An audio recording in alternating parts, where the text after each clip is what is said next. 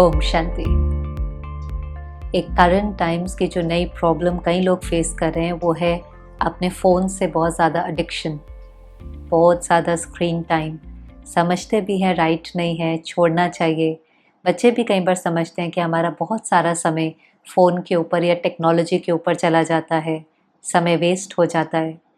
और कई बार फिर ये सवाल उठता है कि टेक्नोलॉजी अच्छी है, बुरी है। एक्चुअली तो टेक्नोलॉजी बहुत अच्छी है। इस साधनों से हमारा जीवन कितना सहज हो जाता है, चाहे फ़ोन ही है, कितनी लाइफ सिंपल हो जाती है। आप याद करें वो दिन जब फ़ोन नहीं था और कई बार फ़ोन बूथ पर जाकर के कितना लंबा लंबा समय लाइन में खड़े होते थे। एक इम्पॉर्टेंट मैसेज किसी को देना होता था तो कई बार कॉल बुक करना, फिर वो कॉल जाना, कनेक्ट होना, कितना टाइम लगता था। आज वही कार्य मिनटों में हो जाता है। किसी को कोई मैसेज देना है, कोई ईमेल भेजना है। यहाँ तक कि पिछले साल हमने देखा कोविड में टेक्नोलॉजी के कारण कितने लोग घर से काम कर पाए, बच्चे घर में बैठकर पढ़ पाए। भले स्कूल जैसी एजुकेशन नहीं थी लेकिन फिर भी पूरा साल वेस्ट तो नहीं हुआ ना। कितनी इन्फॉर्मेशन ग्रहण कर पाए, कितने बच्चे नई नई स्किल्स सीख पाए। तो टेक्नोलॉजी बुरी नहीं है, लेकिन जब हमारी विल पावर कम होती है, हम कमज़ोर हो जाते हैं, तो हम टेक्नोलॉजी के आदी हो जाते हैं। टेक्नोलॉजी के लिए किसी ने बहुत सुंदर ये कोट भी कहा है कि technology is a very good servant but a very bad master. परमात्मा भी कहता है साधन को यूज़ करो लेकिन साधनों के गुलाम नहीं बनो। अब हम क्यों गुलाम बन जाते हैं? कारण क्या है कि इतनी अच्छी जो चीज़ है हम उसके गुलाम क्यों बन जाते हैं?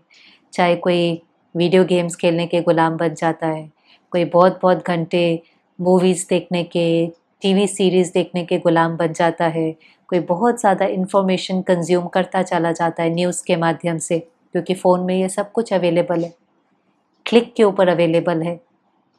एक जो अगर इसका मुख्य कारण देखें तो कई बार अपनी रियलिटी से एस्केप करना चाहते हैं।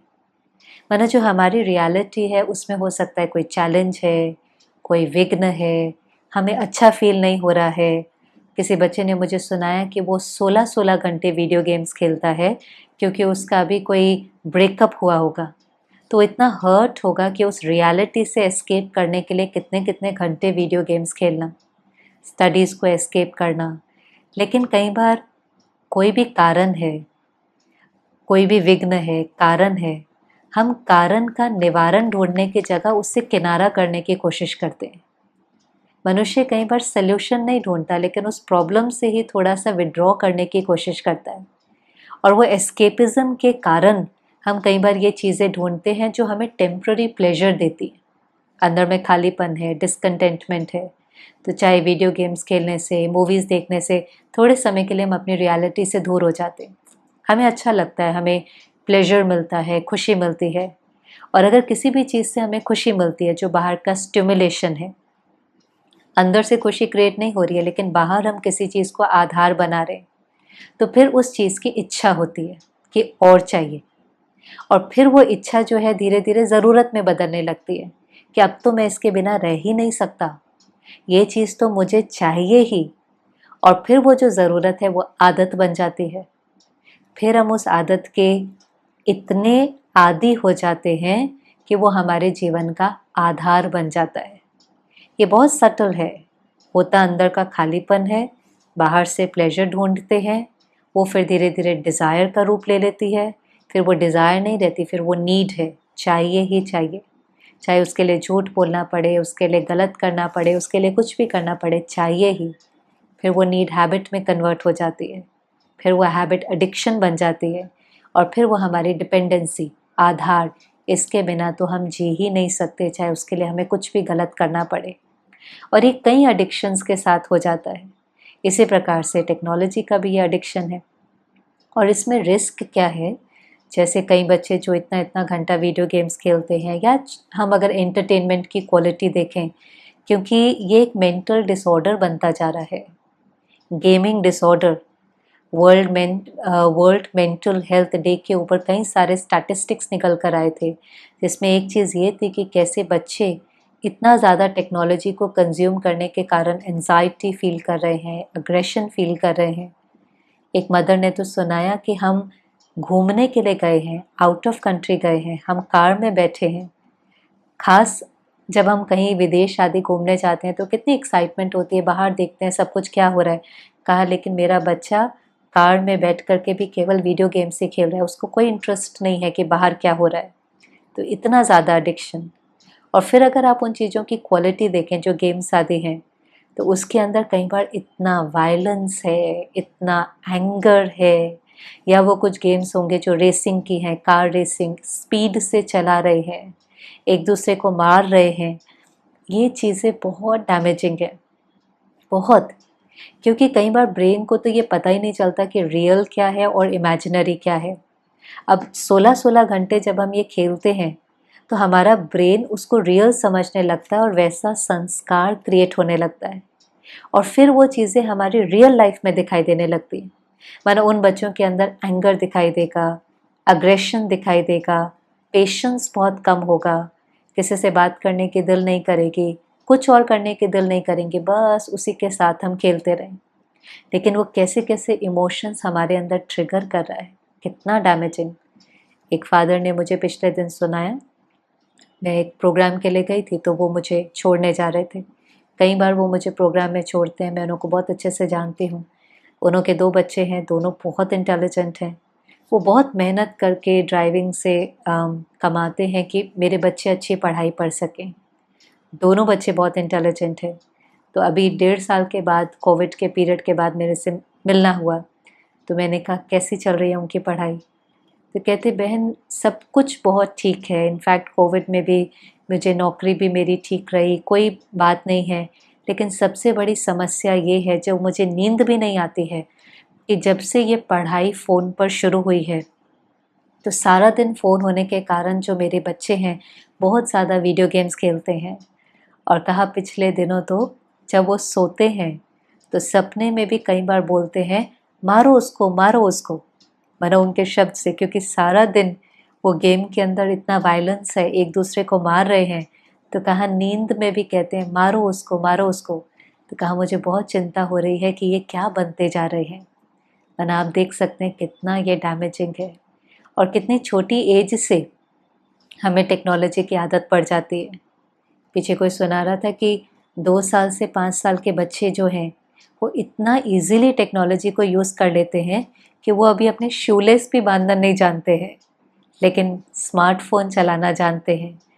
परंतु अगर हम उसके कंटेंट को ध्यान न दें तो वो चीज़ हमारे को बहुत इमोशनली वीक कर सकता है। तब कैसे इस एडिक्शन को दूर करें? पहली चीज़, अगर कोई ये समझता है कि इसका हार्मफुल इफ़ेक्ट मेरे ऊपर हो रहा है, जो बहुत बड़े भी समझते हैं, बच्चे भी समझते हैं, क्योंकि जो एंटरटेनमेंट भी बहुत कंज्यूम करते हैं। कई बार बड़े कहते होंगे हम वीडियो गेम्स नहीं खेलते, लेकिन जो एंटरटेनमेंट भी हम कंज्यूम करते हैं, जो मूवीज़ हैं, जो टेलीविज़न सीरीज़ हैं, उसका भी कंटेंट बहुत एलिवेटेड नहीं है। आप देखो कई सारे जो फ़िल्म्स भी हैं, पहले जो ये एंटरटेनमेंट सेक्टर था ये बना ही इसलिए था कि कुछ सोशल चेंज हम लेकर के आ सकें। लोगों के माइंडसेट को ये इन्फ्लुएंस करता है।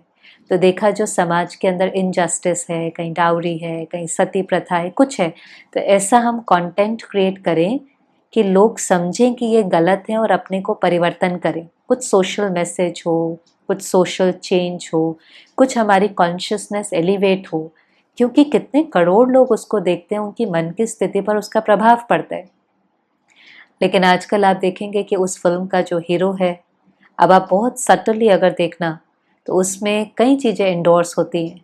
नफ़रत करना भी ठीक है, रिवेंज लेना भी ठीक है, वायलेंस करना भी ठीक है, हीरो ने मर्डर किया तो वो भी ठीक है, अटैचमेंट भी ठीक है, गुस्सा भी ठीक है, यहाँ तक कि कितने सारे एडिक्शंस, स्मोकिंग है, अल्कोहल है, इतना कूल उनको दिखाएंगे, मैनली दिखाएंगे, तो इंस्पायर तो बच्चे हो ही जाते हैं ना।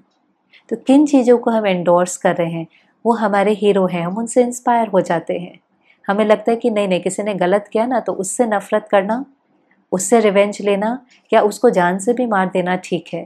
लेकिन एक बार ये रुक कर देखें, ये रियलिटी में कहाँ तक ठीक है। हम लॉ को थोड़ी ना अपने हाथ में ले सकते हैं, और उसके कारण हमारे बिलीफ सिस्टम्स के ऊपर इफ़ेक्ट पड़ता है, हमारे कर्म गलत होने लगते हैं। क्योंकि जो चित्र हम देखते हैं वो हमारे चिंतन का हिस्सा बनता है, फिर वो हमारा चरित्र बन जाता है। जो कंटेंट हम कंज्यूम करते हैं वो हमारे कैरेक्टर के ऊपर इन्फ्लुएंस करता है। It is very very dangerous and damaging. तो रुक करके पहले ये रियलाइज़ करना है, पहली चीज़, चाहे छोटे हैं बड़े हैं, ये रियलाइजेशन कि ये मेरे लिए राइट नहीं है। रियलाइजेशन होते ही फिर एक अंदर में ताकत आती है कि हाँ, मुझे ये छोड़ना है। और हम सबके अंदर इतनी विल पावर है, इतनी विल पावर है कि अगर हम समझ ले तो हम इसको सच में छोड़ सकते हैं। अब वो एडिक्शन इसलिए क्योंकि अंदर में कोई खालीपन है। अब वो खालीपन और वॉइड को भरना है तो हम उसको दूसरे तरीके से भरते हैं। कोई ना कोई, पहली चीज़, कोई ना कोई ऐसी हॉबी चूज़ करें जो प्रोडक्टिव है, जो हमारी ग्रोथ करती है। पहले की हॉबीज़ क्या होती थी? कोई गार्डनिंग करता था, कोई कुकिंग करता था, कोई अच्छी किताब पढ़ता था।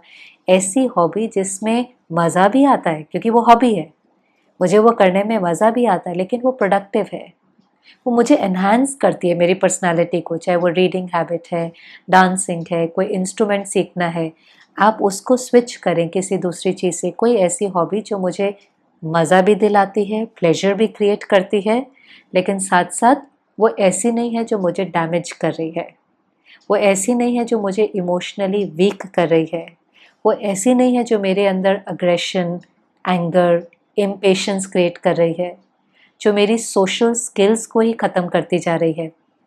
क्योंकि ये जो एक्टिविटीज़ भी होती है ना, चाहे वीडियो गेम्स आती हैं, वो बने ही ऐसे होते हैं कि जैसे हमने कोई लेवल क्रॉस किया तो एक सेंस ऑफ अचीवमेंट मिलती है।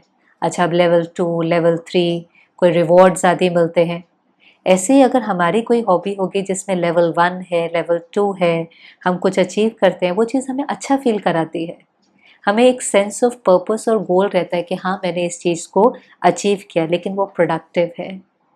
हम विल पावर से किसी भी चीज़ को छोड़ सकते हैं। दूसरी चीज़ अपने को कहना है कि हमें लोगों से मिलना है। सारा दिन टेक्नोलॉजी के साथ रहने से हम इमोशनली ग्रो नहीं करते हैं, क्योंकि टेक्नोलॉजी जड़ है, हमारे अनुसार चलती है। जब हम लोगों के बीच में जाते हैं, इंटरैक्ट करते हैं, तो सब अलग अलग हैं। वहाँ हमें कहीं टॉलरेट करना पड़ता है, कहीं एडजस्ट करना पड़ता है, कहीं लेट गो करना पड़ता है। हम सोशली डेवलप होते हैं। नहीं तो कई लोग जो बहुत टेक्नोलॉजी के साथ रहते हैं ना, फिर जब वो लोगों से मिलते हैं तो वो बहुत अनकंफर्टेबल फील करते हैं। क्या बात करें, कैसे बात करें? उनको लगता है लोग हमें जज ना करें, या कोई क्रिटिसाइज़ करता है तो उसको डील करने की ताकत नहीं आती। अगर हम इतने लोगों से मिलेंगे तो हर एक के अपने ओपिनियंस होंगे, फीडबैक होगा, कभी कोई कुछ कह भी देगा, लेकिन उस सबके बीच में मैं कंफर्टेबल हो सकूं, स्टेबल हो सकूं, वो सोशल इंटरेक्शन से होता है, जब हम लोगों से मिलते हैं। पर कई बार क्या होता है, बहुत छोटी एज से ही अब मदर के पास टाइम नहीं है तो वो खाना खिलाने के लिए आईपैड दे देगी, या कुछ काम कराने के लिए आईपैड दे देगी, या उसको कोई काम है तो बच्चे को बिजी करने के लिए कोई फ़ोन हाथ में दे देगी। बच्चे को लोगों के साथ इंटरैक्शन चाहिए, एंटरटेनमेंट नहीं चाहिए। इंटरैक्ट करने से वो डेवलप होता है, पर उस समय वो हमें ईजी लगता है। फिर जब वो उस एंटरटेनमेंट के आदी हो जाते हैं तो फिर हमें चिंता होने लगती है कि ये तो सारा दिन इसके साथ रहते हैं। पर ज़रूरी था कि उस छोटी एज से ही हम उनके साथ इंटरैक्ट करते, बातचीत करते, उनके साथ मिल करके उनकी हॉबीज़ में पार्टिसिपेट करते, उनके साथ हम कोई बोर्ड गेम खेल रहे हैं, कोई पज़ल सॉल्व कर रहे हैं, कोई इंस्ट्रूमेंट सीख रहे हैं, कुकिंग कर रहे हैं, मिल करके गार्डनिंग कर रहे हैं, मिल करके बुक्स पढ़ रहे हैं, तो वो वैसे डेवलप होने लग जाते हैं। तो एक कोई ना कोई प्रोडक्टिव एक्टिविटी हम अपने जीवन में लेकर के आएँ, विल पावर को अपनी बढ़ाएं, सोशल इंटरैक्शन करें, और सबसे ज़्यादा जो मदद करता है, देखो हम स्पिरिचुअल बीइंग्स हैं, फिज़िकल जर्नी पर हैं, हमें खुशी तो चाहिए ही। खुशी हमारी जैसे एक नीड है, लेकिन खुशी मन की स्थिति है। अगर हम उसको एलिवेटेड मन से प्राप्त नहीं करते तो हम उसको बाहर ढूंढना शुरू करते हैं। मेडिटेशन एक ऐसी प्रैक्टिस है जो हमको अंदर से फुलफिल्ड रखती है। जब हम अंदर से भरे होते हैं तो हमारी आँख कहीं ढूंढती नहीं है, क्योंकि किसी को फ़ोन का एडिक्शन, किसी को शॉपिंग का, किसी को वर्क का, किसी को अल्कोहल का खालीपन। मेडिटेशन वो विधि है जो अंदर के खालीपन को भरती है। साइलेंस में बैठ कर के हम अपने से रिश्ता जोड़ते हैं, भगवान से रिश्ता जोड़ते हैं, हमारा मन हर संकल्प इतना प्योर क्रिएट करता है कि अंदर में इतनी जॉय और हैप्पीनेस है कि फिर हम किसी चीज़ के गुलाम हो ही नहीं सकते। हम मालिक बन करके टेक्नोलॉजी को यूज़ करते हैं। कुछ दिन पहले मैं बच्चों के ग्रुप के साथ थी 7 to 12 ईयर्स के लिए, और वो सारे बच्चे हैं जो मेडिटेट करते हैं, हर हफ्ते इस प्रकार के सेशंस अटेंड करते हैं, और वंडरफुल सीन थी। छोटे छोटे बच्चे थे, लेकिन क्योंकि वो मेडिटेशन का प्रैक्टिस करते थे, इतने खुश, इतने एंथुजियास्टिक, इतने अलर्ट, इतने प्यारे, मैं आपको बता नहीं सकती। जितनी छोटी एज से हम मेडिटेशन की प्रैक्टिस करते हैं, कुछ राइट इन्फॉर्मेशन रोज़ अपने अंदर लेते हैं, वो बच्चे अलग ही ग्रो होते हैं। वो इतने इमोशनली स्ट्रॉन्ग होते हैं क्योंकि वो स्कूल में जाएंगे, उनको कई चीज़ें फेस करनी पड़ती। पनिशमेंट है, क्रिटिसिज्म है, कंपैरिजन है, होता है ना ये सब कुछ स्कूल में, बड़ों के साथ भी होता है। तो ये सब फेस करने के लिए तो बहुत ताकत चाहिए। तो वो बच्चे ऐसे थे जो इतने स्टेबल थे कि आप उनको कुछ भी कह दो, लेकिन उनके ऊपर इन्फ्लुएंस नहीं पड़ रहा था। उनको पता था कि हैप्पीनेस मेरी चॉइस है, अगर मैं यहाँ पर राइट सोचूंगा तो मैं सदा खुश रह सकता हूँ, और वो सब जगह हैप्पीनेस रेडिएट करने वाले थे। तो इसलिए इसकी इम्पोर्टेंस समझनी है। दलाई लामा ने भी एक बार कहा था कि अगर एवरी 8 ईयर ओल्ड अगर मेडिटेशन सीख ले तो दुनिया ही बदल जाएंगी, एक पीसफुल वर्ल्ड क्रिएट हो जाएगा। तो जितने छोटे हैं, आप ये नहीं सोचे कि वो छोटे हैं और स्पिरिचुअलिटी की एज कोई अलग होती है। 5, 6, 7 अगर वो अच्छा सुनना शुरू करते हैं, मेडिटेशन करना शुरू करते हैं, तो कभी अंदर में खालीपन नहीं होगा, और फिर कभी किसी भी गलत चीज़ों के आदी, एडिक्टेड नहीं होंगे, और मास्टर बनकर, चाहे टेक्नोलॉजी है चाहे कुछ भी है, मास्टर बनकर के उसको यूज़ करेंगे। ओम शांति।